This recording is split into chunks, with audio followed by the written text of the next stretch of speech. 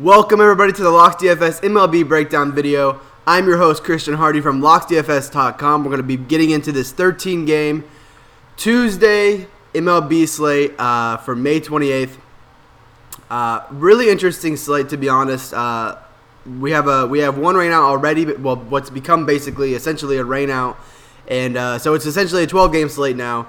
Although on FanDuel we got a little bit of a weird thing going on. Look on Twitter for that. If you're interested to know about that. But let's go ahead and get into it. Just remember, be sure to comment, subscribe. Every Monday we give away a free season pass to someone who's been commenting, whether it's their favorite plays, whether it's positive comments, whatever it is. We really appreciate your feedback, and it really helps us out to get some comments. And also hit the subscribe button, and you'll get these videos into your inbox every single day as they come live. So really appreciate it. Please do that, and let's get right into it. So, pitching on this slate, there's really, I mean, to be honest with you, no clear definitive options on this slate. I think there's a lot of guys that I'm going to be considering, but I cannot tell you one pitcher that I am for sure going to be locking in tonight, unfortunately. That said, I'm going to go through four pitchers that I think I'm going to be looking at. First one's going to be Rich Hill at 10.8K against the New York Mets. So, the Mets have a 3.3 team total on this slate. Rich Hill, one issue with I'll go with the negatives on Rich Hill first. It's pretty much just his pitch count. He's been at 96, topping out at 96 pitches. But he is by far facing the lowest team total in the slate. It's tough to pay 10.8K for a guy who's going to pitch 90 pitches. That said, let's talk about the Mets a little bit. I'm gonna pull up their stats versus lefties. I'll kind of switch back and forth here throughout this video. Mets have a 26.8% K rate versus lefties this year, although they do add a decent amount of power and a 113 WRC plus, so above average. That said, they are the sixth worst in the league against the curveball, which Hill, as you may know, throws about over 40% of the time. So there's a positive there. This Mets lineup is going to have a few, maybe one or two lefties in it, and I will say Hill, you know, he kind of wasn't great to start the year. He's really kept those xFIPs low going further into the year. I believe he's around a 3 xFIP on both hands. As you can see, like the FIP was higher earlier in the year, but he's brought it down, doing a lot better now. Swinging strike rate isn't anything crazy, which is another reason why it's tough to pay that 10.8K, just because who knows how many strikeouts you're going to get. And there's the sirens. Perfect. Love it. That said, 9.3% swinging strike rate, although it has jumped up these last two games. He's going to be the top pay-up option. That said, I'm not super sold on paying 10.8K for a guy who's going to throw 90 pitches. It may just be a case of where I go with two mid-range pitchers and kind of just pay up for a bunch of bats, which there are plenty of. Because there are no definitive pitching options on this slate, there are tons of spots where you can be picking out different bats. And we're going to get to those spots as well, at least a few of those spots.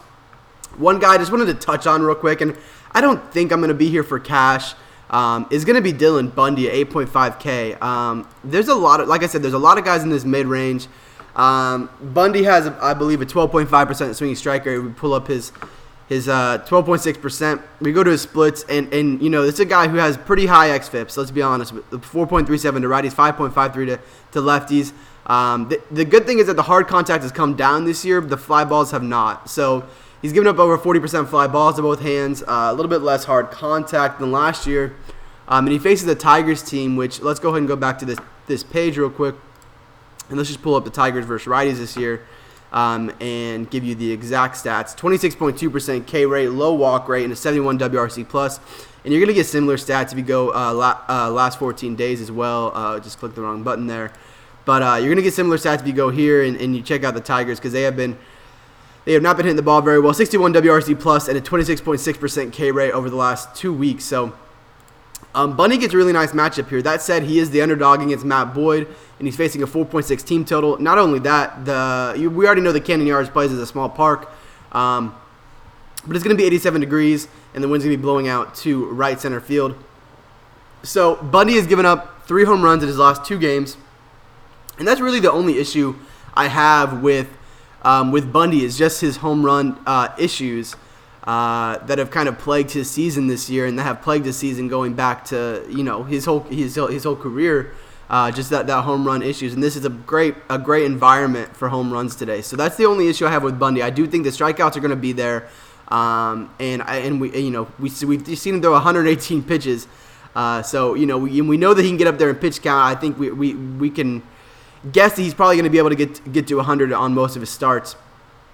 At least over 95. So have a little bit of interest in Bundy, but the price isn't great. And that's kind of similar situation here with Trevor Richards, who's a little bit cheaper at 8.2K. He is facing a much lower team total in San Francisco at 3.7 runs.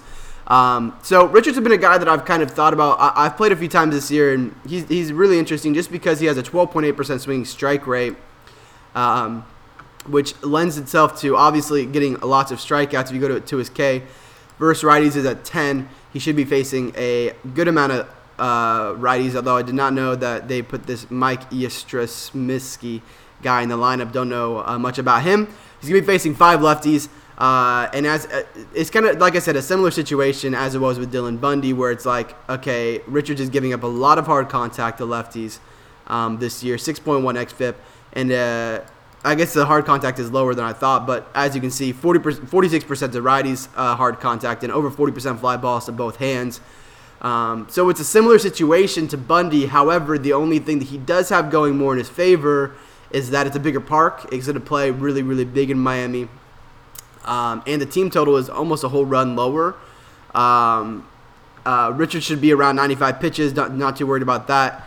And the Giants are a team that also don't strike out a ton, but they're going to give you enough chances to get strikeouts. As you can see, last 14 days they're at 25%. If we go versus righties on the year, I believe we'll be looking at something similar. But let me just get you the exact stats real quick. Versus righties, 24% versus righties, 78 WRC plus, and again, they're playing in a really big park. That's really tough to hit for power in.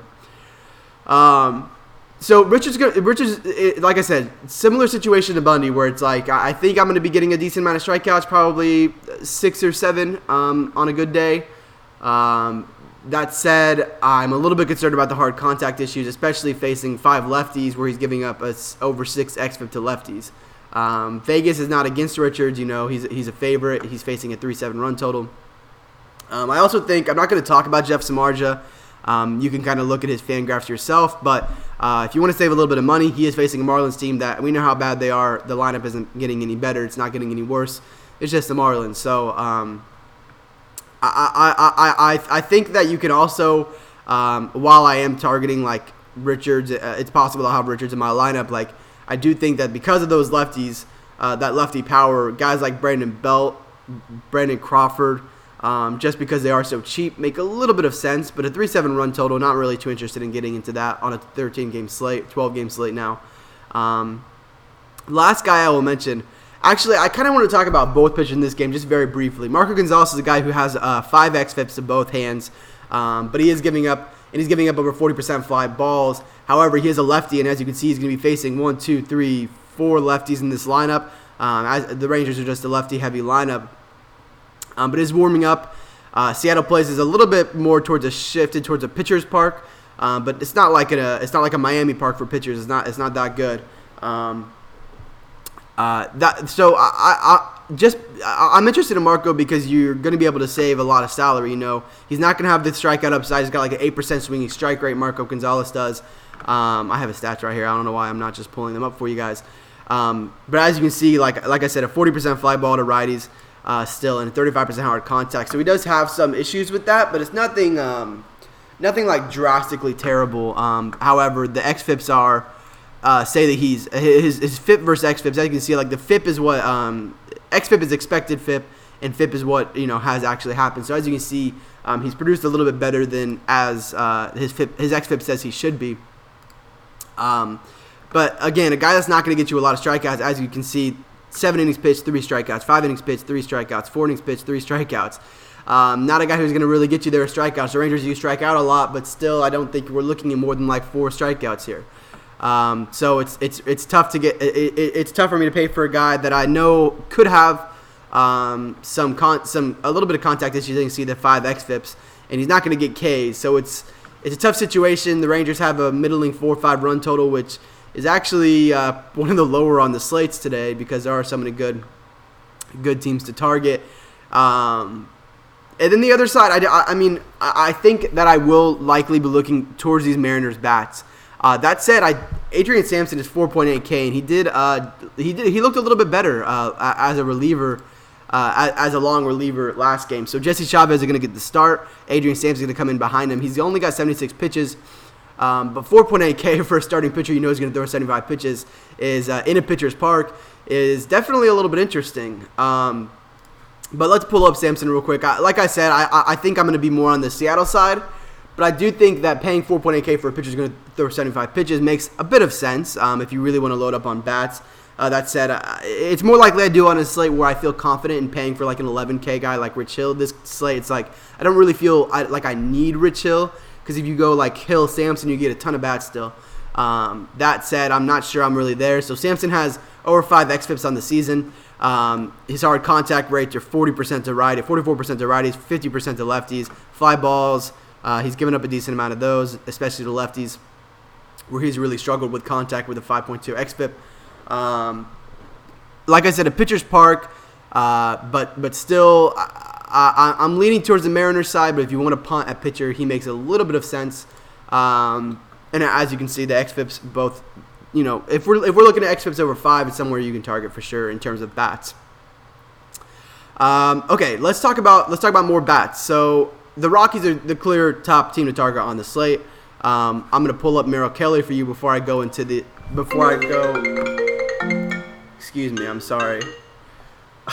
Before I go into these, before I go into the Rockies bats, I'm gonna get into Merrill Kelly real quick. Merrill Kelly.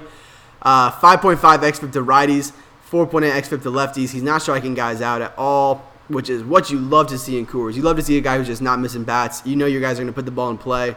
43% fly ball rate and a 38% hard contact rate to righties, with a 30% fly ball rate and a 43% hard contact rate to lefties. I'm going to have interest in both lefties and righties in this matchup against Merrill Kelly, who has I know I told you his K rate, but his swinging strike rate is all the way at 8.5, below league average. So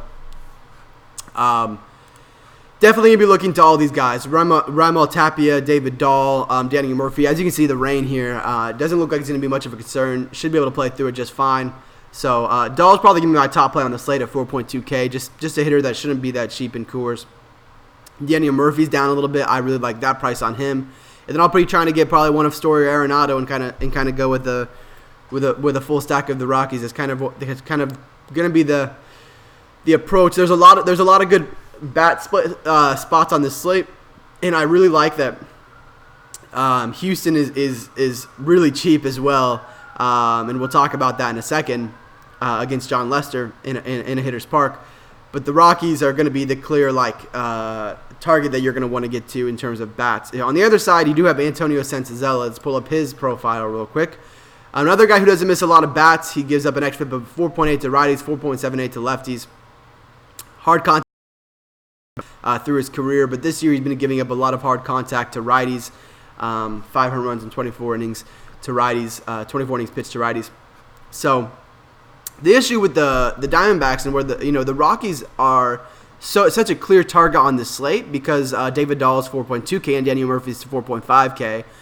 Even Tapia is 4.3. So those are like very clear targets. However, on the other side of the Diamondbacks, there's really not a lot of that. The only real value guy that pops out at me is Christian Walker, 4.3K. He's really been slumping. Lately, I think Addy, before yesterday's slate, we were talking, and he said he's had I think he has 2 hits in his last 17 AB. Said he is playing in Coors, and he gets a pitcher who doesn't miss bats. Walker's the guy who strikes out a decent amount, so a guy who can get the bat on the ball in Coors, who hits a lot of fly balls. It's only 4.3K, makes a lot of sense. I do think I tilt toward Daniel Murphy on the higher team total in the better matchup at first base. And otherwise, I don't think any of these prices are anything that I'm like, oh, I really need to play these guys. I'll probably just go elsewhere and Sampson that you want to run out and fade the Mariners and then run out some Diamondbacks. Makes a lot of sense. Those are the main spots I wanted to talk about, but it's definitely worth noting that I don't know how Jon Lester's profile pulled up right now, and let's do that. But the Astros have a 5.2 team total against Jon Lester, who I believe just got touched up quite a bit in this last game. But 3.81 xFIP to righties, but most notably a 37% fly ball and a 47% hard contact rate to righties. And obviously he's going to be facing a bevy of righties in this lineup, and he's also going to be facing Josh Reddick, who mashes lefties. You get Bregman at 4.8K, an MVP candidate at 4.8K in a hitter's park. Michael Brantley is down to 4.3K. Doesn't add as much power versus lefties, but Brantley is can hit lefties just as well. Very, very good contact hitter versus lefties. Yuli Gurriel is a multi-position eligible. The guys are all just so cheap for what they are. You also have Jack Mayfield, who is finally in the player pool at 2K. I just noticed that. He batted 6 yesterday, so if we get that again, he's in play for sure at 2K. So lots of Astros for me are very, very interesting. And there are so many other spots on this slate that I could talk about, but I'm going to leave it at that. Thank you guys so much for watching. I feel like I rambled a little bit in this video. Hopefully you enjoyed it, though. Hopefully it was informative. If you guys have any questions about Locks DFS, anything like that, locksdfs.com, please check us out. We'll have our lock sheet with our full analysis of every player, our grades on every player that we're considering. locksdfs.com. Sign up, join us in the Slack, get your questions answered, build your better lineups with us, and join us. Thank you so much for watching, and we'll be back here tomorrow. See you guys then.